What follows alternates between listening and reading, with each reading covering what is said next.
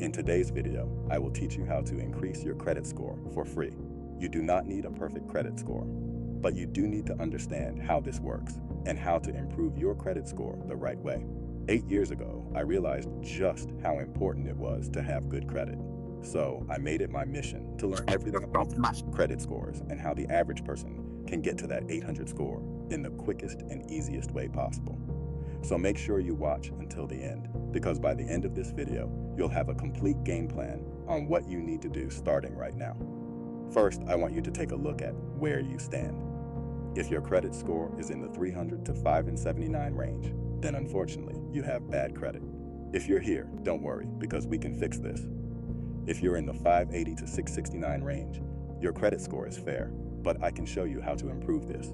From 670 to 799, your credit score is good, and in a lot of cases, you can receive many of the same benefits as someone with excellent credit. From 800 to 850, you are considered excellent, and I will show you what you have to do in order to maintain this status. So here's what you must know regarding your credit score. There are 3 main categories. You're either subprime, prime, or super prime. If you're super prime, then you're going to receive the special treatment. You're going to get all the perks. We're talking about lower interest rates, less rejection, better approvals, better credit cards, better loans, and life is just easier. If you're subprime, it's the opposite. You get looked down upon. You basically get treated like someone that lenders do not want to take a risk on. It's like, get away from me. I don't want to do business with you.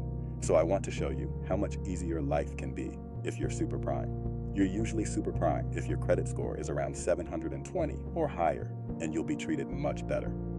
As super prime, you are less likely to get rejected when you're applying for a credit card, a car loan, a mortgage, or even business funding. Another common example is when you're trying to rent an apartment. If you're super prime, the leasing office is going to be much nicer to you. They're going to give you a warm reception. If you're subprime, they may treat you like a risk, and they're going to make you take extra steps. We're talking about needing a cosigner, paying a higher security deposit, or getting denied completely.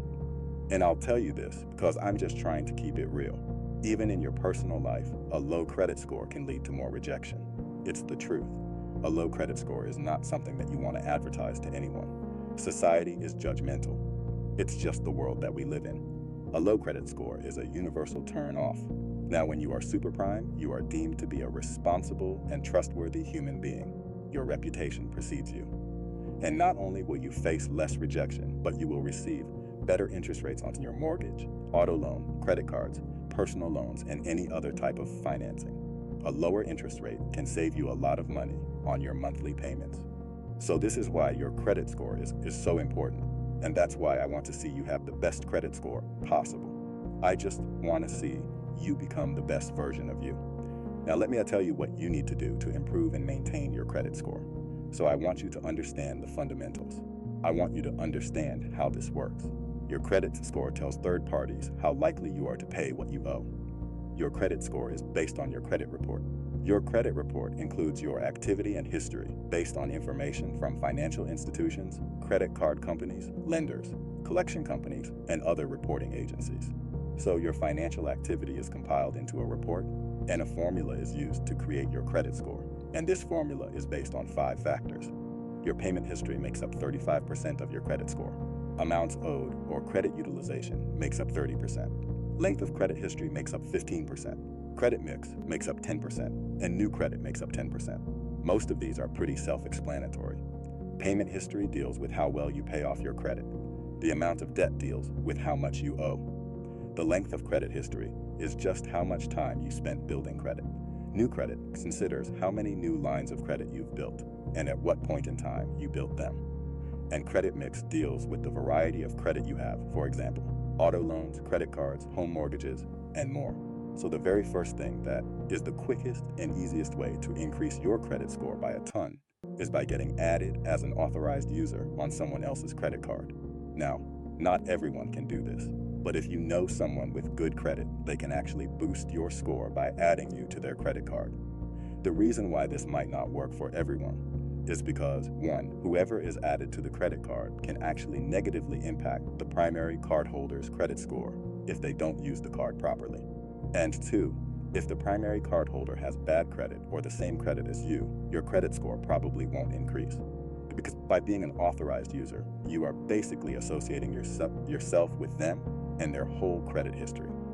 So if you know someone with a good score who trusts you and is willing to sign you onto their card, this can actually have a really big impact on your score. I've seen people go from around 650 to 680 or more just from being added by someone who has a score over 800. It's really easy. You just have to get them to contact the credit card company and ask them to add an authorized user to that particular card. Most cards are going to allow this. Now, if you don't have any credit history and you don't have anyone that can actually add you as an authorized user, there are many other things you can do. The second thing is start building credit history. If you don't have any credit at all, I recommend getting started by applying for your first credit card. If you can't get approved for a credit card right now, don't worry, because you can actually still sign up for something called a secured credit card. A secured card is very good for beginners with absolutely no credit history. You usually need to put down a security deposit in order to get a line of credit. Meaning, if you put down $100, you may be given a credit limit of $100. This is where you start building your credit. And as time goes on and you get more credit cards and more positive history, your score can increase. The third thing you can do is pay off your credit cards in full and on time. Paying off your credit cards is crucial to raising your credit score. And it's much easier nowadays with AutoPay, which is a service that most credit card companies provide, so you can automatically pay off your balances. If your credit card company does not have AutoPay, then run, because that is not normal. If you haven't already, you should set up AutoPay for as many of your credit cards as possible, because any missed or late payments can have serious negative effects on your credit score. Not to mention the penalty fees, the interest, and the risk of losing out on other offers like the intro 0% APR periods that most companies give out. You need to find out when your billing cycle ends every month, and you need to make sure that your payments are being made on time, because payment history makes up 35% of your entire credit score. So yeah, payment history is probably the most important thing that you guys can focus on. It's pretty simple, but it's also pretty simple to slip up on 1 or 2 payments. And if that does happen, your credit score is going to take a pretty big hit. So we want to do everything we can to prevent that from happening. Set up AutoPay, and you'll thank me later. Now moving on, the amount of debt that you owe is the second most influential factor. This makes up 30% of your credit score. This is also known as credit utilization. Credit utilization is how much of your available credit you are using. The lower your utilization, the better. If you are using a high percentage of your available credit, this may indicate that you are overextended, and lenders will perceive you as a person that is at a higher risk of defaulting. So a higher utilization will hurt your credit score. Just think about it from the lender's perspective. Let's just say that you have 2 friends, and they both want to borrow money from you, and you know their finances, you know their credit utilization. Friend number 1 is asking you for money, and you know that this friend has a credit card with a $20,000 limit, but he's in credit card debt of $19,000 on that card. Friend number 2 is asking you for money as well, and you know that friend number 2 has a credit card limit of $20,000, but he's only using $1,000. So the question is, which friend should you lend money to? Just think about it. Take a second. The correct answer is neither, because you should be financially responsible and not expose yourself to unnecessary risk like that. And also, you should not jeopardize a friendship. But if you had to choose between the 2 friends just by looking at the numbers, which friend would you prefer to lend to? It's probably going to be friend number 2. That's because his credit utilization is lower. Friend number 1 is carrying a big debt load, and maybe he has more debt than he can handle. If he could handle that debt, then why isn't he paying it down? Why is he utilizing 95% of his total available credit? It seems very risky, so that's how lenders see it. A higher credit utilization lowers your credit score. A lower credit utilization increases your credit score. Here's a general guideline of credit utilization. You are considered excellent if you're using 0% to 10% of your total available credit. Good is 11% to 30% utilization. Average is 31% to 60%. Below average is 61% to 100%. And here are my tips regarding utilization. Tip number 1, pay down your credit card more frequently. So let's say you pay down your credit card in full each month, and you think that on your credit report, it's going to show that you have a 0 balance. But that's not how it works. Your credit card company will report to the credit bureau your balance due on a specific day. So for example, let's say you make a bigger one-time purchase and you charge it to your credit card. You have the money to pay it, but your credit card bill is not due for another 20 days. So you decide to make the payment later. But before you make the payment, your credit card company submits your activity to the credit bureau. Now it shows that you have a big balance outstanding, and that can hurt your credit score because your utilization percentage is higher. Even though you were going to pay the credit card bill on time and in full, the information was reported before you made the payment. So after that, the solution is simple. Make credit card payments on your app multiple times every month if you can. I understand that not everybody has that luxury, but if you can, that is one solution to this problem. My tip number 2 is do not close down unused credit cards. Keep your credit cards open even if you're not using them. That's because you will have more credit available and your credit utilization will be lower, and this can boost your credit score. Please be aware that some credit card companies will cancel your card for inactivity. But to solve that problem, just use the card occasionally or hook up one of your monthly subscriptions to that card. Moving on to the third most influential factor in your credit score, which is your length of credit history. This makes up 15% of your credit score. This refers to how long you've had credit and the average age of your accounts. A longer credit history is good for your credit score because this shows that you have more experience using credit. Here are the primary factors for determining the length of your credit history: the age of your oldest account, the age of your newest account, the average age of all your accounts. And here's a general guideline of length of credit history. Your history is considered excellent if you have established 25 years of history or more. 8 to 24 years is considered good. 3 to 7 years is average. 0 to 2 years is below average. So of course, if you're younger, you're going to be automatically dinged in this section for not having a longer history. But as time goes on, this section of your credit score will improve as you build your history. That's why it's so important to start building your credit history as soon as possible. The next factor that will impact your credit score is your credit mix. Your credit score will take into consideration what types of credit accounts you have. This can include credit cards, mortgage loans, auto loans, installment loans, retail accounts, and more. Having a mix can boost your credit score because it demonstrates your ability to successfully manage different types of credit. But honestly, don't worry about this too much. In order to be super prime, it is not necessary for you to have every single one of these loan types. Therefore, do not go applying for different types of credit just to boost your credit score. Because remember, this only makes up 10% of your credit score, and the cost benefit is just not worth it. The last factor that impacts your credit score is new credit. This is very important for you to understand because you will run into this situation multiple times in your life. When you apply for a loan, they will perform a hard inquiry, and this can hurt your credit score. An inquiry is when your credit report or your credit score is requested, and the credit bureaus keep track of these inquiries. If you have a lot of inquiries, then it's a bad look because it looks like you are struggling financially and frequently trying to borrow money from multiple sources. So I want you to understand this. There is a hard inquiry and there is a soft inquiry. A hard inquiry can damage your credit score and it can stay on your credit report for 2 years. A soft inquiry does not damage your credit score. Here's the difference. A soft inquiry is when you check your own credit report, when a lender checks your credit for pre-approval, or when your credit is reviewed for screening purposes. We're talking about an employer, a landlord, or an insurance company. In a soft inquiry, your credit is checked for informational purposes, and it's not going to affect your credit score. A hard inquiry is when your credit is checked for a lending decision. This is going to affect your credit score.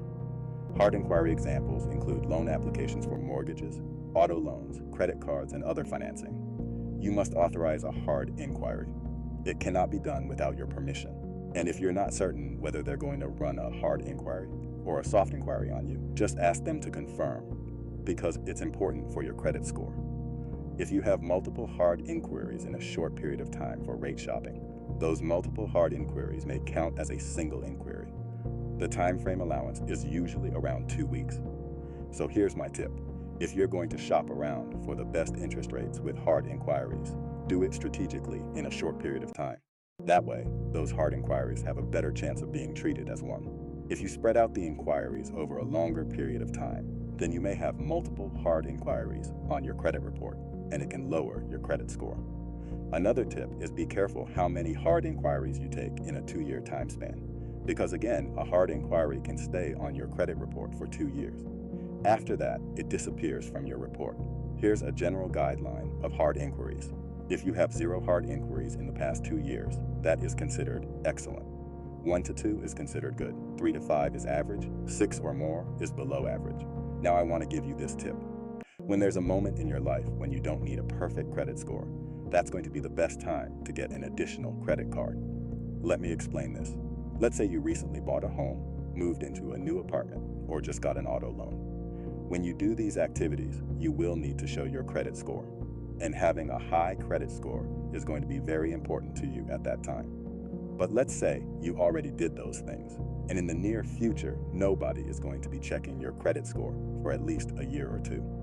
That can be the perfect time to get an additional credit card.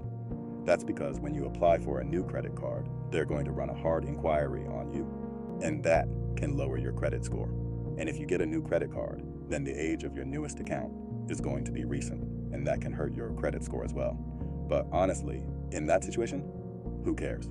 Because nobody is going to be looking at your credit score anytime soon. And then, in the future, those factors can swing in your favor. The hard inquiry is going to fall off your record. Your newest account is not going to be so new anymore. Your available credit will go up, your utilization will go down. And those are all good for your credit score. So if you're going to apply for a credit card and your credit score is going to take damage in the short term, the best time to do that is when nobody's going to be looking at your credit score. I'll give you a disclaimer though. If you have a serious spending problem, or if you have trouble managing debt, then don't take this advice. Because I don't want you to end up with more credit card debt and dig a deeper hole for yourself. This is just my advice to you if you are responsible with this and you want to optimize your credit score. Now, the next thing you can do is check your credit reports for errors. A really great resource for checking your report is annualcreditreport.com. It's a free service, and if you see anything that is incorrect on your credit report, you should definitely dispute it. This goes for any debt, any account, any late payment, any collection, or any charge-off that does not look right. Sometimes there can be errors in your credit report, and it's more common than you think. The most common mistakes include missing accounts, accounts being reported more than once, incorrect balances, wrong dates, accounts that don't belong to you, and reports indicating that closed accounts were closed by the creditor instead of by the consumer. When accounts are being reported more than once, it looks like you have higher debt than you actually do. And that is definitely not something you want, because it can seriously jeopardize your credit score. Anytime you see an error on your credit reports, I really encourage you to contact the credit bureau as well as whoever provided the information to the bureau. Under the Fair Credit Reporting Act, if the error is real and legitimate, then they need to correct it. The good news is that if you successfully take care of any errors on your credit report, you can significantly boost your credit score. And the last thing I'm going to go over is super simple, and I sort of mentioned it already, but it is very often overlooked when it comes to raising people's scores. And that is asking the credit card companies to increase your credit limit. I've personally done this many times, and I can tell you right now that it's actually really easy. The worst thing they can say is no, and it gets even easier as you build up a history and reputation with that credit card company. For example, if you have accounts with Chase, Capital One, Discover, or any other credit card company, and you've paid them on time, the reputation that you built with that company can make it easier to ask for a credit limit increase. You can call them up and say, hey, I want a credit limit increase. Can you do that for me? This can be a cumulative strategy, meaning you can try this with all the credit cards you own.